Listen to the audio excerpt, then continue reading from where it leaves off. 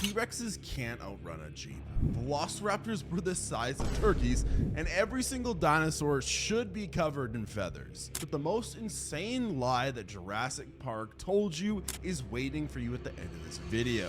So let's start with the biggest lie in movie history. Remember that scene where Dr. Grant tells everyone to stay still because T-Rex vision is based on movement? Keep absolutely still. Yeah, that's complete garbage. The real T-Rex had eyes that could see you better than you could see yourself. We're talking about vision that was about 13 times sharper than a human's. 13 times. That means if you can read a sign from 10 feet away, a T-Rex could read it from over 100 feet. You know, if they could read. Plus, they had these forward-facing eyes that gave them crazy good depth perception. You know how you can tell how far away things are? Well, they were better at that than you were. And here's the thing that makes it even worse. Even if they couldn't see you, they could smell you. Their noses were huge, like really huge. Scientists have found these massive smell centers in their skulls, so standing still would have been about as useful as holding your breath underwater. They would have found you anyway. But wait, it gets even more ridiculous. Because of Jurassic Park, everyone thinks T-Rex could chase down a car because of the epic Jeep scene. Nope. That's a total lie as well. These things weighed as much as an elephant, and they walked on 2 legs. Do the math. If they tried to run full speed, their own leg bones would snap in half. The real T-Rex topped out at maybe 15 miles per hour. My grandma could probably outrun one on her mobility scooter. The whole high-speed chase thing, yeah, that's pure movie magic. In real life, that Jeep would have left the T-Rex in the dust while it was still trying to figure out how to not trip over its own feet. So basically, every single thing you thought you knew about T-Rex hunting is wrong. They couldn't be fooled by staying still, and they definitely couldn't catch a speeding vehicle. The movies made them seem way more terrifying and way more athletic than they actually were. But T-Rex gets even weirder when you learn what it actually sounded like. So you know the famous roar that gives you chills every time? That never happened. T-Rex didn't roar. They couldn't roar actually. They didn't have the right body parts for it. See, roaring comes from having a larynx, which is this special voice box that lions and tigers have. Dinosaurs didn't have those. They were way more related to birds and crocodiles, and neither of those animals can roar either. So what did T-Rex actually sound like? Think deep rumbles, booms, maybe some hissing or growling sounds. You'd feel it in your chest more than you hear it in your ears. The sound team for Jurassic Park basically made up the whole thing. They mixed together a baby elephant screaming, a tiger growling, and an alligator making noise. Clever? Sure. Real? Not even close. The actual T-Rex would have sounded way less scary and way more weird. Now, let's talk about those tiny arms that everyone likes to make jokes about. Yeah, they look pretty useless next to that massive body. But here's the thing. Those arms were absolutely jacked. Each one was about 3 feet long and could lift over 400 pounds. 400 pounds! That's 2 full-grown people. Nobody knows exactly what they use them for, but scientists have some pretty good guesses. Maybe they slashed at prey when they got close. Maybe they were able to hold on to struggling animals while their huge jaws did the killing. They could have been for pushing themselves up off the ground. They might have been used for grabbing onto a mate during, well, you know. The point is, these weren't leftover useless parts. They were specialized tools. Just because they look small doesn't mean they were weak. Those muscles were built different. If a T-Rex grabbed you with those arms, you weren't getting away, ever. So the movies got the sound completely wrong and made everyone think the arms were just there for comedy. In reality, a real T-Rex would have sounded way more mysterious and been way more dangerous up close than anything Hollywood has shown you. Again, those arms weren't a joke, they were weapons. So yeah, Jurassic Park lied a lot about the T-Rex, but their actual appearance was completely different too. And here's where things get really weird. Every T-Rex you've ever seen in movies looks wrong. Dead wrong. Those big gray scaly lizards, that's not what they actually looked like. Scientists think baby T-Rex were covered in fluffy feathers. Yeah, feathers. Picture a giant chick, but one that could eat you. These weren't the smooth feathers you see on birds today. They were more fuzzy, downy stuff to keep them warm. And as they got bigger, they probably lost most of those feathers because being that massive meant staying cool was more important than staying warm. But here's the part that'll blow your mind. T-Rex probably had bright colors. We're talking vivid patterns, maybe stripes, spots, or who knows what else. Birds today have crazy colors for showing off and finding mates. T-Rex were related to birds, so why wouldn't they be colorful too? The boring brown and gray look is just Hollywood being lazy and trying to scare us. Now let's move on to the Velociraptors. And oh boy, this is embarrassing for the movies. The human-sized killing machines that terrorized everyone, yeah, those are another lie, because they were about as big as a turkey. Seriously, a turkey. Real velociraptors stood maybe 1.5 feet tall. That is shorter than most coffee tables. The whole clever girl thing becomes way less scary when you realize she's barely knee-high. My dog Flapjack is almost as tall as one of these things. You could probably punt one across a room if you had to. So not exactly the nightmare fuel the movies made them out to be. The scientists found these fossils in Mongolia and China, and they measured everything very carefully. 6 feet long total, and most of that was tail. So we're talking about an animal that weighs around 30 pounds. Again, my dog Flapjack weighs 28 pounds. This size thing completely destroys the whole Velociraptor legend. They weren't going to be pack hunting humans. The door opening, strategic thinking monsters from the films, that was all based on making a turkey-sized dinosaur somehow terrifying to audiences. Mission accomplished, but totally wrong. And if you think the size is wrong, wait until you see what they actually were. Okay, so here's where the whole franchise just completely falls apart. Those Velociraptors in the movies, they're not even Velociraptors. The filmmakers basically pulled a fast one on everyone for 30 years. The raptors in Jurassic Park are actually based on a totally different dinosaur called Deinonychus, but that name doesn't sound cool enough for a blockbuster movie, right?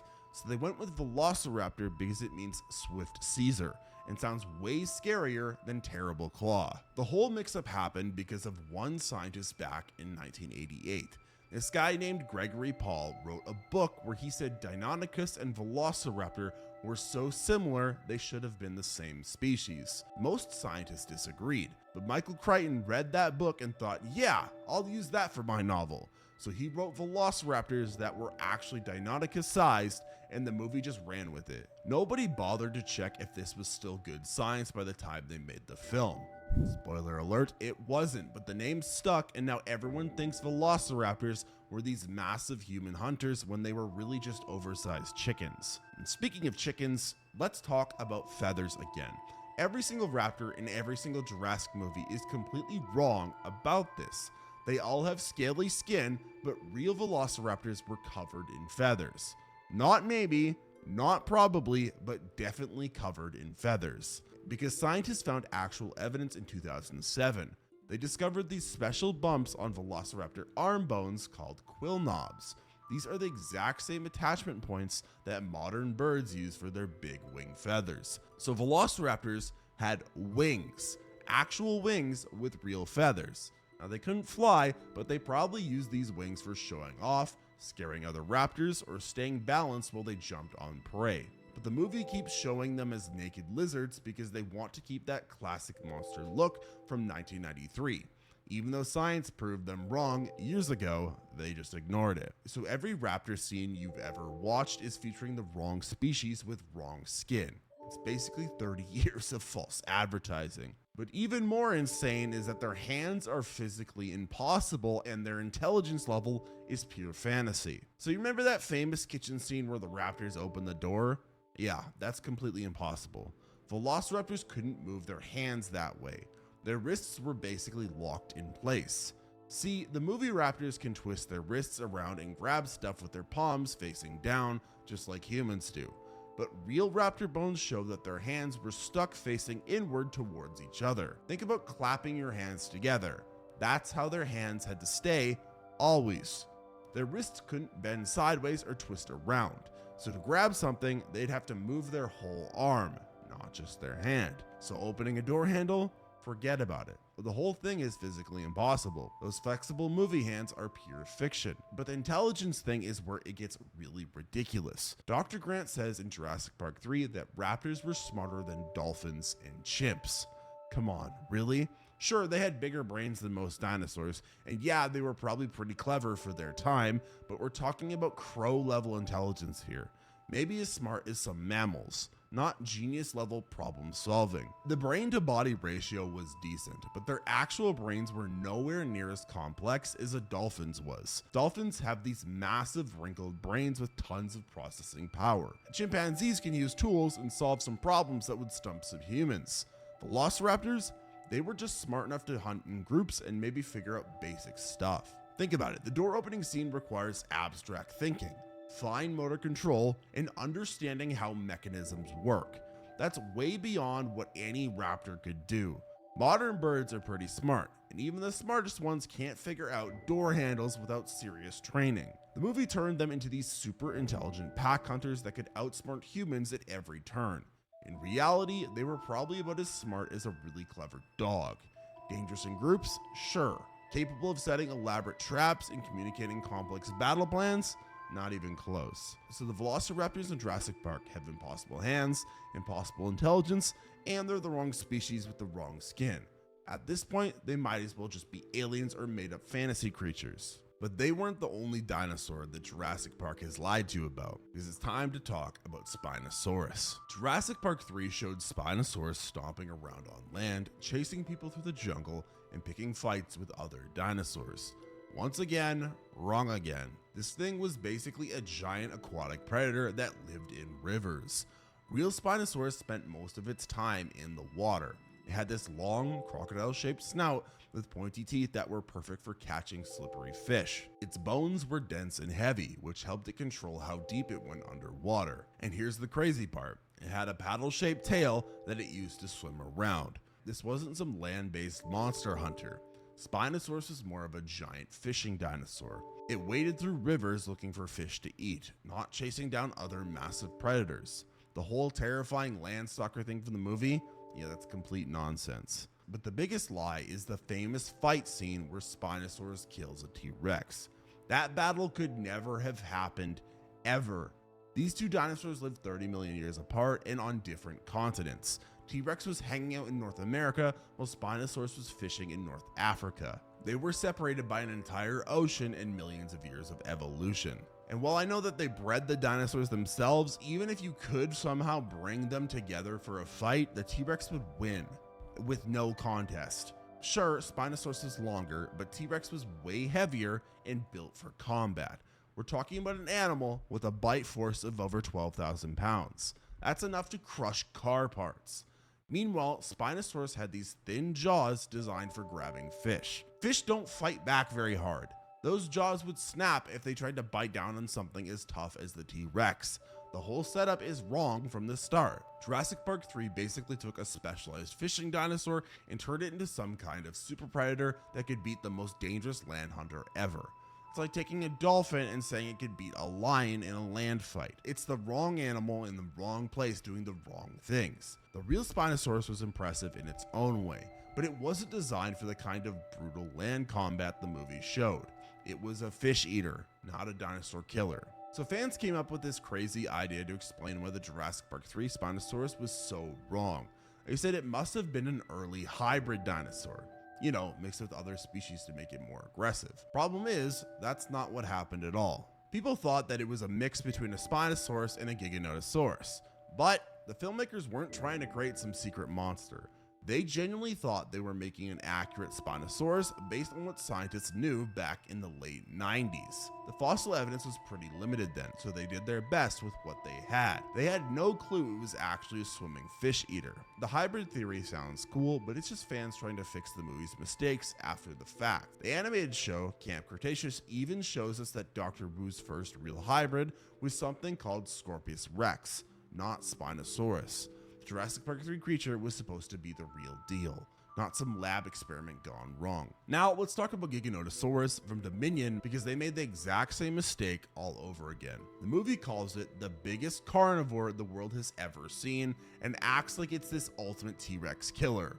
Nope. Yeah, Giganotosaurus was maybe a couple feet longer than T-Rex, but longer doesn't mean better in a fight. T-Rex was way heavier, way more muscular, and built like a tank. Giganotosaurus was more lean and lightweight.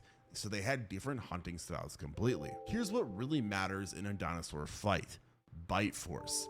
T-Rex could chomp down with over 12,000 pounds of pressure. That's enough to shatter bones instantly. But Giganotosaurus had these long, thin teeth that were great for slicing meat, but terrible for crushing stuff. Think of a knife versus a sledgehammer. Plus, T-Rex had a way bigger brain. The smarter predator usually wins. The whole Giganotosaurus dominates T-Rex thing is just movie drama. In real life, the heavier, stronger, smarter animal with the nuclear bite force wins that fight every time. So Dominion basically repeated the same error as Jurassic Park 3, taking a real dinosaur and making it into something it wasn't, just to create a bigger villain. But now we gotta move on to another dinosaur they messed up quite a bit: the Dilophosaurus. And this is where the movies just went completely off the rails with made up features. You know the iconic neck frill that pops out before it attacks Dennis Nedry? Yeah, that's total fiction. It never existed. The filmmakers looked at this Australian lizard called the frill-necked lizard and thought, hey, that looks scary. Let's stick that on a dinosaur. So they did.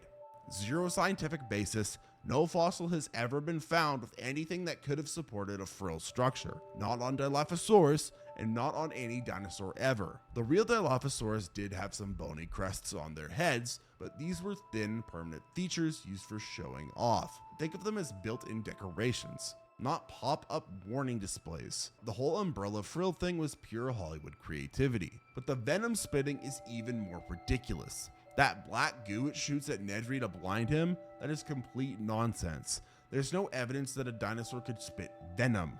None. When scientists find venomous animals in fossils, there are specific things to look for: hollow fangs, specific grooves in the jawbones, venom storage areas. Dilophosaurus fossils show exactly zero of these features. Their teeth were normal predator teeth, not venom delivery systems. The idea probably came from looking at modern animals like spitting cobras or Gila monsters, but just because some reptiles today are venomous doesn't mean dinosaurs were. That's not how evolution works. You need specific body parts to make and deliver venom. Dilophosaurus didn't have any of them. Some people wonder if maybe they had a toxic bite like the Komodo dragon. You know, bacteria that made their bite nasty over time. That's possible, but it's still not the same as actively spitting poison at targets. The movie version shoots venom with sniper level accuracy from several feet away. That's a specialized skill that requires very specific anatomy. So the Dilophosaurus in Jurassic Park is basically a movie monster wearing a dinosaur costume. The frill and venom were added to make it scarier and more alien. Mission accomplished, but it created this lasting image of what Dilophosaurus was that's completely wrong. But they also made it tiny for the dumbest possible reason. Here's the even more dumb part about Dilophosaurus. The filmmakers made it dog-sized so the audiences wouldn't get confused and think it was a Velociraptor. Yeah, that's the actual reason. Also, if you've read the original book, Dilophosaurus in the book is much larger. They shrunk this thing down for the movie alone, because the real Dilophosaurus was huge. We're talking 20 feet long and weighing around 1,000 pounds. This is one of the biggest predators of its time period. But the movie shrunk it down to fit inside a Jeep because they were worried people might mix it up with the raptors. It's kind of interesting what they did. They made the Velociraptor much bigger, but they made the Dilophosaurus much smaller. Why not just swap the two around? Think about how ridiculous that logic is. They took a massive early Jurassic predator and turned it into a tiny attack dog because they didn't trust audiences to tell two completely different dinosaurs apart. They're basically calling you stupid. It's like making a tiger the size of a house cat so people don't confuse it with a lion. So instead of showing this impressive giant predator, we get a little ankle biter that can hide behind a car door. All because someone thought moviegoers were too confused to handle two different meat-eating dinosaurs in the same film. And you'd think decades later they would fix it when it shows back up in Jurassic World Dominion, but nope, it's still tiny. And if you really want to talk about size being wrong, let's discuss the Mosasaurus from Jurassic World. This thing is absolutely massive on screen. It jumps out of the water to eat a great white shark and later swallows the 40-foot Indominus Rex in one gulp. Fans have calculated the movie version is somewhere between 110 feet and over 200 feet long. That would make it bigger than a blue whale, which is the largest animal that has ever lived. ever. Real Mosasaurus was big, don't get me wrong, but about 56 to 59 feet long big. That's still a giant ocean predator the size of a sperm whale, but the movie version is at least double that size, maybe even triple. The animation director actually admitted they started with a scientifically accurate 60-foot model, but then they made it way bigger because it didn't look scary enough when it jumped out of the water. So they basically said, science is cool, but giant monsters are cooler. Once again, the filmmakers took a real animal and supersized it for dramatic effect. But even worse so is that the movie makers made the flying reptiles break the laws of physics altogether. Let's finish this off with the pteranodons, and these flying reptiles have two big problems in the movies. First, they have teeth. Lots of sharp, pointy teeth that they use to attack people. Here's the thing though, pteranodon literally means toothless wing. The name tells you everything you need to know. These animals had completely smooth beaks, just like modern birds, with no teeth whatsoever. The filmmakers added teeth to make them look scarier and more monstrous. Can't have a flying reptile that looks too peaceful, right? But it's the equivalent of giving a dolphin fangs or putting horns on a chicken. The name exists specifically because they didn't have teeth. What makes this even more embarrassing is that the Lost World actually got it right. The brief scene with the pteranodon at the very end shows them without teeth, just smooth beaks. But then Jurassic Park 3 came along and decided, nah, let's give them some needles instead. The second lie here is even more impossible. Multiple movies show pteranodons grabbing full-grown humans with their feet and flying away with them. This defies basic physics. Pteranodons weighed maybe 45 to 90 pounds. That's less than most large dogs. Meanwhile, they're supposedly picking up people who weigh 180 pounds or more. Do the math. A 90-pound animal cannot lift a 180-pound person. Modern birds can only carry a tiny fraction of their own body weight. The biggest eagles max out at lifting maybe 15 pounds, and they're way stronger than pteranodons were. Plus, pteranodon feet weren't designed for grabbing. They were built for walking and pushing off the ground for takeoff, not for snatching prey. The whole carry-away scene is pure fantasy. A real pteranodon trying to lift a human would probably just crash into the ground and break its hollow bones. Their entire body structure was designed to be as lightweight as possible for flight, not for hauling cargo. So there you have it, 20 lies the Jurassic movies have been telling you for 30 years. From T-Rex vision to pteranodon teeth, almost everything you thought you knew about these dinosaurs is wrong. If I've missed anything the Jurassic movies got wrong in the comments, make sure to let me know down below. And if you like this video, I encourage you to like this video and subscribe to the channel for more videos just like this. And if you enjoyed watching this video, you should click the one on screen right now because it'll be even better.